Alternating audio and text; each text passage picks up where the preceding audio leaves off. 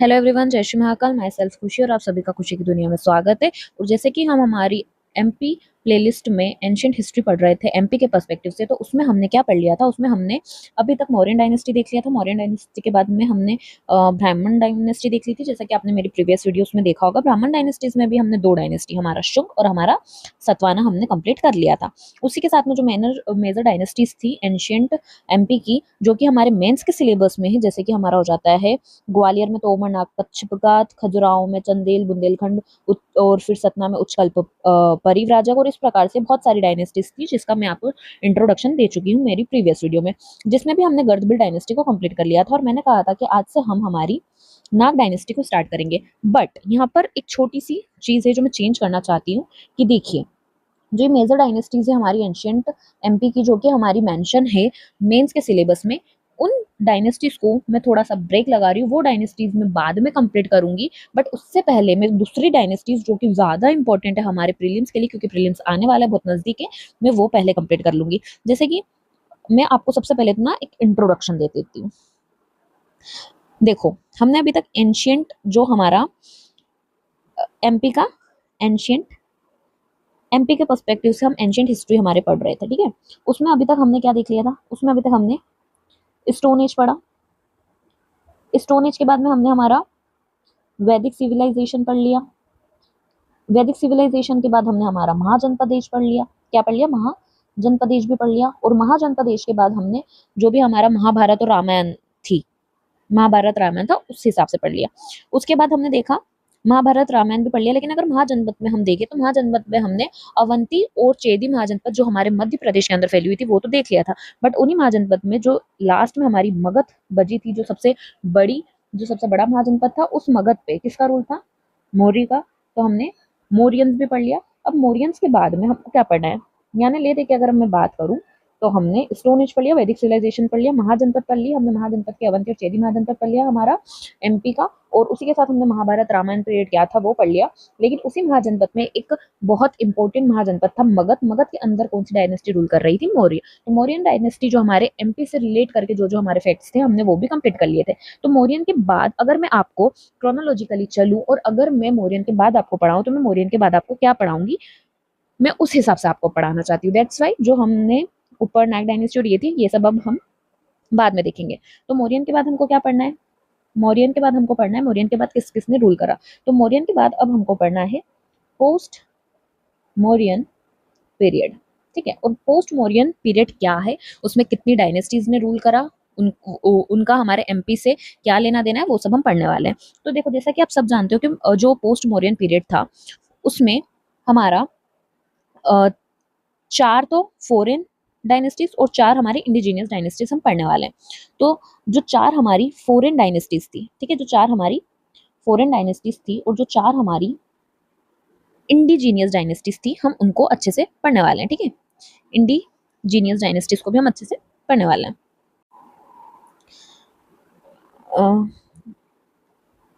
Indigenous dynasties भी पढ़ने वाले हैं। तो फॉरेन डायनेस्टीज में हमको 4 डायनेस्टीज पढ़नी है। वो 4 डायनेस्टीज हम देखो क्रोनोलॉजिकली भी पढ़ेंगे कि कौन सी पहले आई, कौन सी बाद में, और कौन सी उसके बाद में आई। तो फर्स्ट है हमारी इंडो ग्रीक। फर्स्ट कौन आया था? Indo Greek. देखो, इसकी ना एक ISP के, ये ट्रिक ISP के बार बार बोलिए, आपको याद हो जाएगा, ठीक है। ISP के बार बार बोलिए।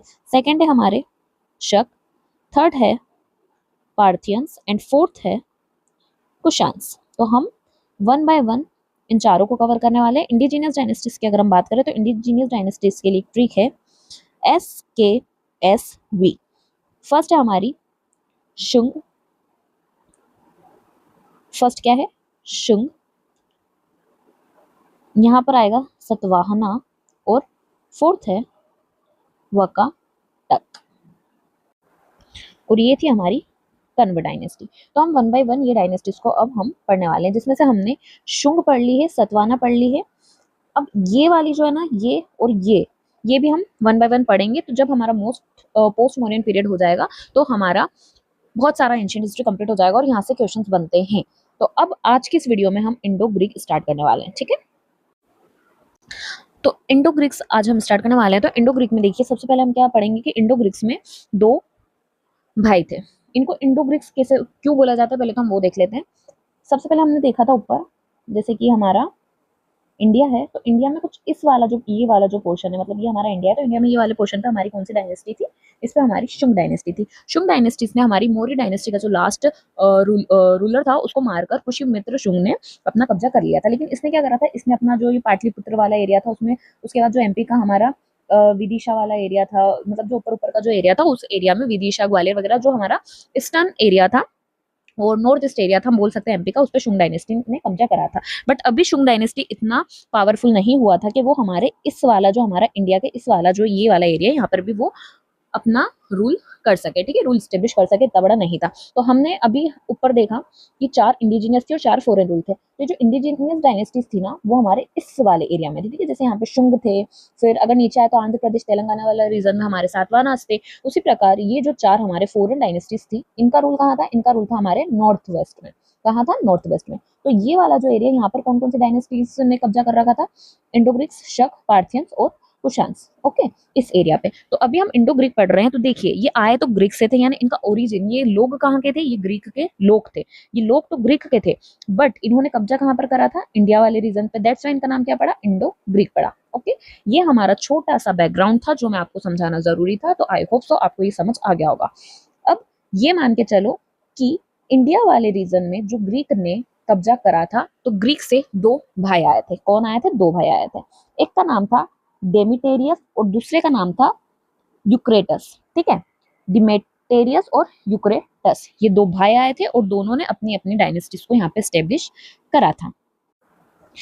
अब अगर हम इसी में डिमेटेरियस डायनेस्टी को पढ़े, यूक्रेटस डायनेस्टी इतनी इंपॉर्टेंट नहीं है, ये वाली डायनेस्टी ज्यादा इंपॉर्टेंट है, तो अगर हम इसको पढ़ते हैं, ठीक है, मैं यहाँ पे हिंदी में लिख देती हूँ ताकि आपको प्रोनाउंसिएशन करने में आसानी हो।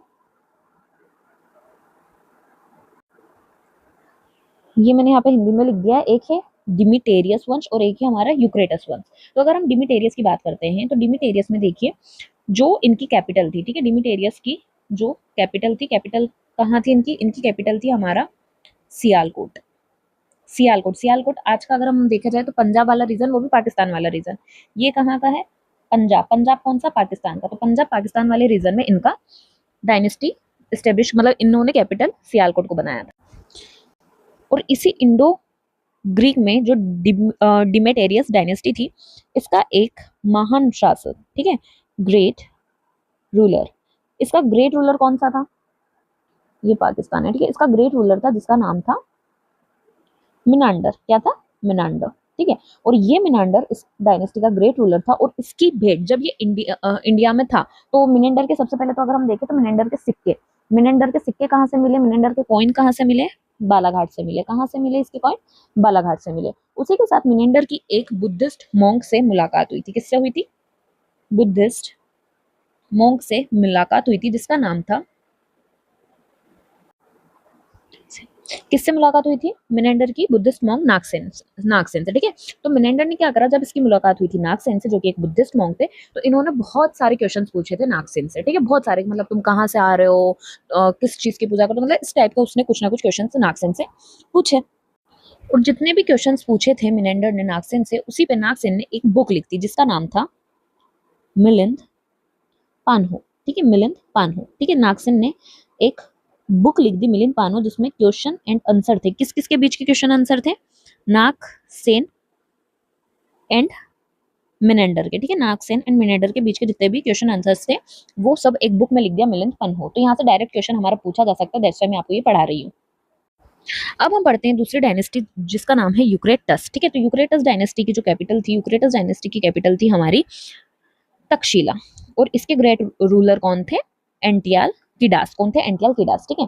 देखो डिमेटेरियस की कौन कैपिटल क्या थी, सियालकोट पंजाब पाकिस्तान। यूक्रेटस की क्या थी, तक्षशिला। इसके ग्रेट रूलर थे मिनेंडर और इसके ग्रेट रूलर थे हमारे एंटियाल किडास। और ये एंटियाल किडास वही है जिन्होंने शुंग डायनेस्टी में, जो शुंग डायनेस्टी के 9वें रूलर थे भाग्र, देखो मैं यहाँ पे लिख देती हूँ, इन्होंने शुंग डायनेस्टी के जो 9th रूलर थे जिनका नाम था भागभद्र, उन भागभद्र के दरबार में एक अपना एम्बेसडर भेजा था जिनका नाम था हेलियोडोरस। क्या था, हेलियोडोरस, हेलियोडोरस, ठीक है, हेलियोडोरस भेजा था और ये वही हेलियोडोरस है जिसने भागवत धर्म को अपनाया था। क्या करा था इन्होंने? भागवत धर्म को अपनाया था। इन्होंने क्या करा था? इन्होंने भागवत धर्म को अपनाया था और गरुड़ स्तंभ की, ठीक है, गरुड़ स्तंभ की स्थापना करी थी। कहाँ करी थी? विदिशा में करी थी, ठीक है। तो इतना हमको याद करते हुए इसमें चलना है। अब हमारी दूसरी इंडो ग्रीक के बाद में जो हमको दूसरी डायनेस्टीज पढ़नी है वो है हमारी शक डायनेस्टी, ठीक है। तो इंडो ग्रीक के बारे में सिर्फ आपको इतनी चीजें ही ध्यान रखनी है। अब हम पढ़ते हैं शक को, ठीक है, शक डायनेस्टी। शक डायनेस्टीज भी बाहर की थी, फॉरेन डायनेस्टी, फॉरेन इन्वेडर्स थे जो कि इंडिया में आए थे और इंडिया में अपना कब्जा करा था। शक डायनेस्टीज का अगर हम देखें तो इनका ओरिजिन कहाँ से था, यानी कहाँ से आए थे, तो ये माना जाता है कि ये हमारे सेंट्रल एशिया, ठीक है, कहाँ से आए थे, तो ये सेंट्रल एशिया से आए थे। और ये अपने आप को जो शक डायनेस्टीज के राजा है, ये अपने आप को क्या क्षत्रप कहा करते थे। क्या कहा करते थे? क्षत्रप कहा करते थे। क्या कहा करते थे? क्षत्रप कहा करते थे। और ऐसा माना जाता है कि ये जो शक डायनेस्टीज के राजा आए थे, ये 5 ग्रुप्स में थे। कितने ग्रुप्स में थे? 5 ग्रुप्स में थे। ये कितने ग्रुप्स में आए थे? 5 कबीले में आए थे, यानी 5 ग्रुप्स में आए थे, बट ये अलग अलग रीजन पे इन्होंने कब्जा कर लिया था। अब जो ये 5 ग्रुप्स थे ना, इसमें से 2 ग्रुप तो जिन्होंने इंडिया से बाहर अपना रूल इस्टेब्लिश करा था, बट 3 ग्रुप जिन्होंने जिन्होंने इंडिया में अपने आप को बसाया था। वो 3 ग्रुप क्या थे? तो अगर हम इंडिया के मैप के थ्रू समझते हैं, अगर हम इंडिया के मैप के थ्रू समझते हैं, मैप पे ज्यादा ध्यान मत देना, जल्दी जल्दी में ऐसे ही बनता है। तो एक थे जिन्होंने मथुरा में करा था, एक ने मालवा ने और एक में नासिक ने, ठीक है। तो मथुरा, देन मालवा, देन मथुरा, मालवा और नासिक। तो ये 3 ग्रुप थे शक के, मतलब टोटल 5 आए थे, बट 2 तो इंडिया से बाहर ही रुक गए थे, लेकिन 3 इंडिया तक पहुंचे थे, जिसमें से एक हमारे मथुरा तक आ गए थे, एक मालवा तक आ गए थे एंड एक नासिक तक आ गए थे। अब अगर हम 1 बाय 1 मथुरा, मालवा और नासिक को पढ़े, तो सबसे पहले अगर मैं मथुरा की आपको स्टोरी बताऊं, तो जो मथुरा के शक थे ना, ये पहले हमारे मालवा रीजन पे इन्होंने कब्जा करा था, ठीक है। मथुरा वालों ने पहले मालवा के रीजन पे कब्जा करा था। तो इसको हम कैसे याद रखेंगे? देखो, शक ऑफ मथुरा की अगर मैं आपको स्टोरी बताऊं, तो शक ऑफ मथुरा ने पहले पहले कहाँ पर कब्जा करा था? पहले इन्होंने कब्जा करा था हमारे मालवा रीजन पर, बट इनको मालवा रीजन से भगा दिया गया। क्या कर दिया गया? भगा दिया गया। और इनको भगाया किसने? इनको भगाया विक्रम आदित्य ने। किसने भगाया? हमारे यहाँ के जो विक्रम आदित्य थे, उन्होंने इनको भगा दिया था। विक्रम आदित्य ने भगा दिया था मालवा रीजन से मथुरा के शक को। तो फिर इन्होंने मालवा रीजन से भगकर और मथुरा में अपने आप को बसाया था। तो हमने पढ़ा भी होगा कि विक्रम आदित्य ने शकों को हराया था। और कब हराया था इन्होंने? तो इन्होंने 57 बीसी में शकों को हराया था। और जब इन्होंने हराया था तो तभी से विक्रम विक्रम संवत, जिसको हम कृत संवत भी बोलते हैं और मालव संवत भी बोलते हैं, ठीक है, मालव संवत भी बोलते हैं। तो इन्होंने 57 बीसी से इस सामंत का स्टार्ट करा था, ठीक है। 57 बीसी से ये स्टार्ट करा था, मतलब ये एक ही नाम है, ठीक है, एक ही चीज के ये अलग अलग नाम है। किसने स्टार्ट करा था? विक्रमादित्य ने। और क्यों करा था? क्योंकि इन्होंने शकों को भगा दिया था, मालवा से शकों को भगा दिया था, और फिर वही मालवा के शक जाकर मथुरा में बस गए। हमको मथुरा के शक के बारे में इतना ही ध्यान रखना है। अब हम चलते हैं शक ऑफ मालवा। अब हम पढ़ेंगे शक ऑफ मालवा को। तो शक ऑफ मालवा में भी हमको 3 हमारे बहुत इंपॉर्टेंट रूलर्स है जिनको हमें पढ़ना है। तो वो 3 रूलर हमारे कौन कौन से हो जाएंगे, हम 1 बाय 1 उन्हें देख लेते हैं, ठीक है। तो ये होगा हमारे 3 रूलर। फर्स्ट है हमारे चष्टान, ये चष्टान है। फिर हमारे हो जाते हैं रुद्र, दामन, और थर्ड हो जाते हैं हमारे रुद्र सेन थर्ड, ठीक है। 3 रूलर पढ़ने हमको शक ऑफ मालवाज में, जिनके नाम है चष्टान, रुद्र दामन और रुद्रसेन थर्ड। तो चलिए 1 बाय 1 हम इन्हें पढ़ते हैं। अगर हम इनमें भी अगर रुद्र दामन को पढ़े, तो रुद्र दामन जो थे ये संस्कृत के ग्रेट स्कॉलर थे। और रुद्रसेन तृतीय को पढ़े तो रुद्रसेन तृतीय भी बहुत ज्यादा ग्रेट रूलर थे हमारे शक ऑफ मालवा के। बट इनका असेसिनेशन हो गया था, और असेसिनेट किसने करा था? इनको चंद्रगुप्त द्वितीय ने करा था। देखो, विक्रमादित्य और चंद्रगुप्त द्वितीय अभी हम 2 अलग अलग व्यक्तियों को पढ़ रहे हैं। बहुत सारे जगहों पर ये माना जाता है कि चंद्रगुप्त जो सेकंड थे और विक्रमादित्य जो थे, इनकी बहुत सारी कॉमन चीजें मिलती है। बट अभी हम उस डिस्प्यूट पर नहीं जाएंगे। हमने विक्रमादित्य को ऑलरेडी पढ़ लिया है कि उन विक्रमादित्य ने जो मालवा रीजन पर मथुरा वाले शक ने पहले कब्जा करा था, उनको 57 बीसी में हराकर और पहुंचा दिया गया था। ये चीज अलग हो गई। और ये जो रुद्रसेन थर्ड थे, इनको किसने? चंद्रगुप्त सेकंड ने हराकर पहुंचाया। और जब चंद्रगुप्त सेकंड ने रुद्रसेन थर्ड को हराया, तब चंद्रगुप्त सेकंड का नाम क्या इन्होंने अपने आप को नाम दिया, यानी इन्होंने एक उपाधि ले ली विक्रम आदित्य की। और जब इन्होंने शक रूलर रुद्रसेन थर्ड को हराया, तब से ही इन्होंने एक सकारी टाइटल भी अपना लिया। ठीक है, तो आई होप आपको ये चीज क्लियर हो गई होगी। और इसी के साथ चंद्रगुप्त सेकंड ने जब रुद्रसेन थर्ड को हरा दिया था, तो इन्होंने विक्रमादित्य सकारी जैसे टाइटल तो एज्यूम कर ही थे, उसी के साथ इन्होंने कॉइन भी इशू करा था। और कॉइन कैसा था? सिल्वर।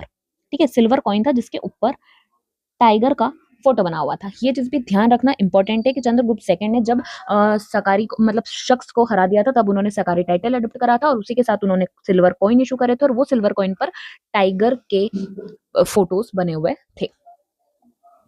अब अगर हम रुद्र दामन की बात करें, ठीक है, हमने रुद्र सेन तो पढ़ लिया, अगर अब हम रुद्र दामन की बात करें तो रुद्र दामन ग्रेट स्कॉलर था संस्कृत का, और उसी के साथ में रुद्र दामन के 2 स्कॉलर्स मिले थे। ठीक है, मैं देखो इसको ना यहाँ पर कंटिन्यू कर रही हूँ, ये कुछ इस तरह से यहाँ पर कंटिन्यू करूंगी कि रुद्र दामन के हमको क्या मिले थे। रुद्र दामन के हमको 2 इंस्क्रिप्शन मिले थे, जिसमें एक बहुत फेमस इंस्क्रिप्शन था उनका जूनागढ़ इंस्क्रिप्शन, और ये इंस्क्रिप्शन बहुत इंपॉर्टेंट हो जाता है, तो इसको हम अच्छे से समझेंगे। और दूसरा इंस्क्रिप्शन था उनका खेड़ी इंस्क्रिप्शन। ठीक है, तो हमने क्या पढ़ा अभी कि रुद्र दामन जो कि ग्रेट स्कॉलर था संस्कृत का, उसने 2 इंस्क्रिप्शंस को इंट्रोड्यूस करा था। फर्स्ट था खेतखेड़ी और सेकंड था जूनागढ़। और जूनागढ़ इंस्क्रिप्शन हमारा इंपॉर्टेंट हो जाता है, दैट्स वाई हम इसे अच्छे से पढ़ेंगे। जूनागढ़ इंस्क्रिप्शन की अगर हम बात करें तो जूनागढ़ इंस्क्रिप्शन कहाँ मिला, प्लेस क्या है, तो प्लेस है गिरनार गुजरात। गिरनार गुजरात में होने के कारण इसका अदर नेम भी पड़ जाता है गिरनार इंस्क्रिप्शन। ठीक है, तो गिरनार इंस्क्रिप्शन और जूनागढ़ इंस्क्रिप्शन एक ही है, तो कंफ्यूज मत होइएगा। जूनागढ़ इंस्क्रिप्शन या फिर गिरनार इंस्क्रिप्शन कुछ भी बोलो, एक इंस्क्रिप्शन आता है। ये हमारा गिरनार गुजरात में, इसका अदर नाम है गिरनार इंस्क्रिप्शन। और अगर हम इसके टाइम पीरियड की बात करें, अगर हम इसके टाइम पीरियड की बात करें तो ये लगभग 150 एडी में लिखा गया था। कब लिखा गया था? 150 एडी में लिखा गया था। और ये इसके बारे में जो खासियत है वो ये है कि ये संस्कृत का लार्जेस्ट इंस्क्रिप्शन है। क्या है? ये संस्कृत का लार्जेस्ट इंस्क्रिप्शन है। अब अगर हम बात करें कि ये जो जूनागढ़ इंस्क्रिप्शन था, इसमें लिखा क्या गया था, तो इसमें हमारे लिए इंपॉर्टेंट हो जाता है कि गुजरात के गिरनार पर एक लेक थी जिसका नाम था सुदर्शन झील या फिर सुदर्शन लेक। ये बनवाई किसने थी? सुदर्शन लेक को कंस्ट्रक्ट करवाया था हमारे चंद्रगुप्त मौर्य ने। ठीक है, तो अगर ये पूछा जाए कि सुदर्शन लेक बनवाई किसने थी, तो वो बनवाई थी चंद्रगुप्त मौर्य ने।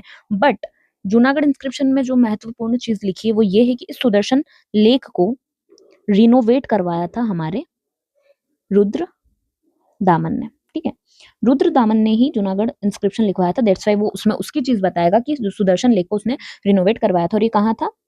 ये गुजरात का जो गिरनार वाला हिस्सा है ना, यहाँ पर ये सुदर्शन लेक थी। ठीक है, तो इन्होंने रिनोवेट करवाया था इस सुदर्शन लेक को। तो ये इंपॉर्टेंट चीज है, ये पूछा जा सकता है। अगर पूछे कि सुदर्शन लेक किसने बनवाई, तो चंद्रगुप्त मौर्य, और सुदर्शन लेक को रिनोवेट किसने करवाया, तो रुद्र दामन।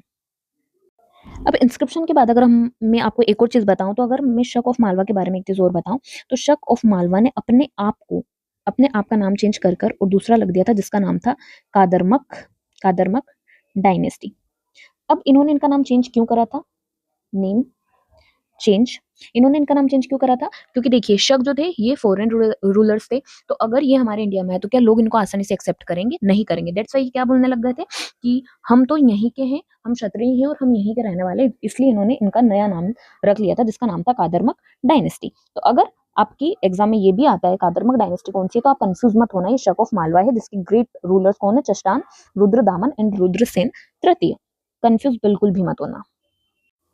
ये काद्रमक नहीं कार्दमक है, सॉरी मैंने गलती से उसको गलत लिख दिया, तो इसको सही कर लीजिए, कारदमक। ठीक है, कारदमक। अब देखो जैसे कि मैंने आपको ऊपर बताया कि ये लोग अपने आप को क्या बोलते थे? क्षत्रप बोलते थे। क्या बोलते थे? क्षत्रप बोलते थे। बट ये जो क्षत्रप है ना, ये जो नासिक वाले जो महाराष्ट्र रीजन के जो शक थे ना, वो अपने आप को क्षत्रप बोलते थे। बट जैसे ही मालवा ने अपने आप को कार्दमक डायनेस्टी का बताना चालू करा, तभी से इन लोगों ने अपने आप को महाक्षत्रप की उपाधियां देना चालू कर दी। महाक्षत्रप बोलने लग गए कि हमें आप क्या बोला, हमें आप महाक्षत्रप बोलो। और इन्होंने अपनी जो कैपिटल है वो किसे बनाई थी? अपनी कैपिटल इन्होंने उज्जैन को बनाई थी। तो ये इतने पॉइंट्स हमारे शक ऑफ मालवास के लिए याद रखना बहुत इंपॉर्टेंट हो जाते हैं। अगर अब मैं आपको नासिक के जो शक थे उनको पढ़ाऊं, तो शक ऑफ नासिक के बारे में ज्यादा कुछ इंपॉर्टेंट नहीं है हमको जानना, शक ऑफ नासिक। बट कुछ चीजें जो कि आप जान लीजिए, जैसे कि यहाँ के एक ग्रेट रूलर थे जिसका नाम था नहापन। पन्ना, ठीक है, नहापना। अब ये जो नहापना था ना, इनको किसने हरा दिया था? तो इनको हमने सतवाहना में पढ़ा था, गौतमीपुत्र सतकर्णी, ठीक है, सतवाहना डायनेस्टी में हमने एक रूलर पढ़े थे, गौतमीपुत्र सतकर्णी। तो ये जो नहापना रूलर थे, ये डिफीटेड बाय, इनको किसने हरा दिया था? इनको हरा दिया था गौतमी पुत्र सतकर्णी ने, ठीक है, गौतमी पुत्र सतकर्णी ने हरा दिया था। और गौतमी पुत्र सतकर्णी ने क्या करा था? कॉइन इशू करे थे, और उन कॉइन पे नहपना का नाम था, यानी नहपना ने जो कॉइन इशूज करे थे उन पे उनका नाम था, लेकिन गौतमी पुत्र सतकर्णी ने नहपना के नाम के ऊपर अपना नाम लिखवा कर और फिर इशू करे, ठीक है। क्या करा इन्होंने? इन्होंने क्या करा? कॉइन थे, कॉइन पर नाम किसका था?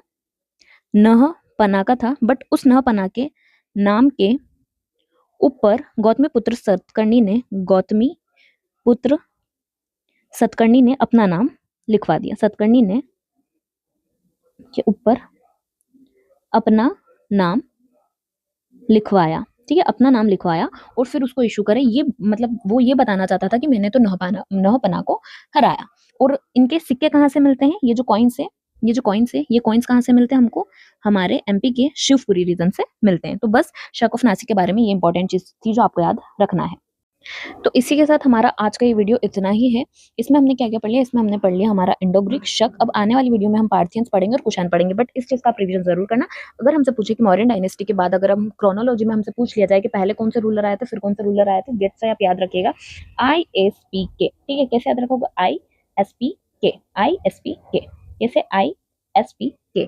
तो आई से इंडो ग्रीक, एस से शक, पी से पार्थियन, के से कुषाण। और अगर इंडिजीनियस का पूछे तो SKSV, ठीक है। फॉरेन का ISPK और हमारे इंडिजिनियस का SKSV, ठीक है। एस से शुंग, के से कन्न, एस से सतवाना और वी से वकाटक। और अब हम पार्थियन और कुषाण को आने वाली वीडियो में पढ़ेंगे। तो अगर आपको ये वीडियो अच्छी लगे तो प्लीज इसे लाइक करें, शेयर करें और चैनल को सब्सक्राइब करें। Thank you.